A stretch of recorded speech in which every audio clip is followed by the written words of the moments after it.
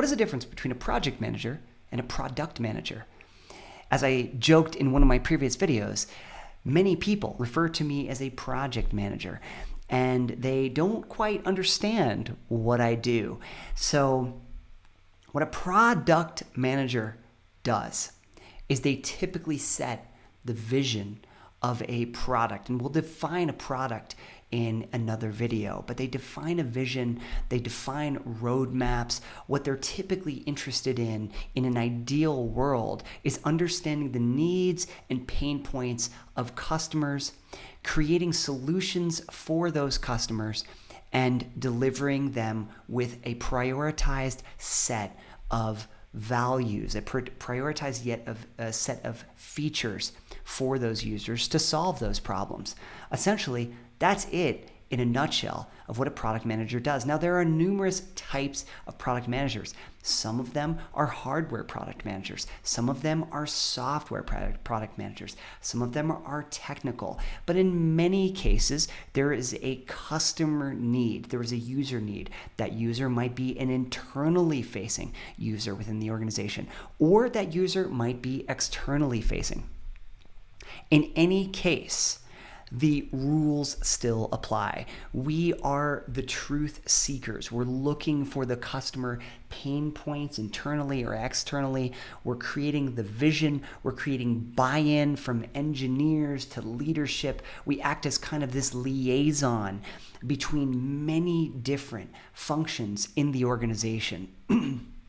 To gather ideas, to prioritize ideas, to understand if we execute on those ideas, what value will ultimately deliver. That might be solving the customer problem, and there might be some kind of revenue number attached to solving that customer problem. What is project management? Typically, project managers are ensuring that projects are staying on the rails. Sometimes they use that terminology, staying on the rails.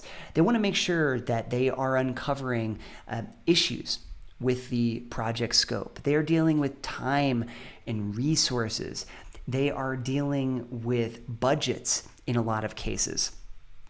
And sometimes people talk about project managers within the context of red, green, and yellow status. They're telling the status of the project on a normal cadence to the larger, broad stakeholders within the organization. They're saying, here's X, Y, Z projects. We're on track with this one. We're set to complete on X date.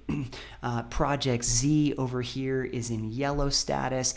And here's what we plan to do to get on track. Project A, for example, is red status. And, here's our path to green, or there may be no path to green, and what we plan to do about that project to maybe salvage it or scrap it or something along those lines. So I think about it in a stoplight type of mentality, constantly reporting to leadership, and but not really going out to users or gathering customer feedback. They're not necessarily interested in prioritization from feature perspective. They're ensuring that the project essentially stays on the rails and everybody knows about it. They're also working on a lot of improvements within the organization. How can we manage our projects better? So setting up cadences of meetings to manage projects better, process improvements, efficiencies, things like that. So that, in a nutshell, is the difference between product management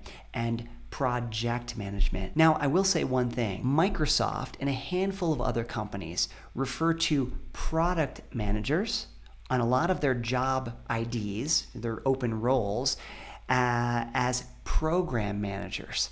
So sometimes the terminology can kind of be flip-flopped.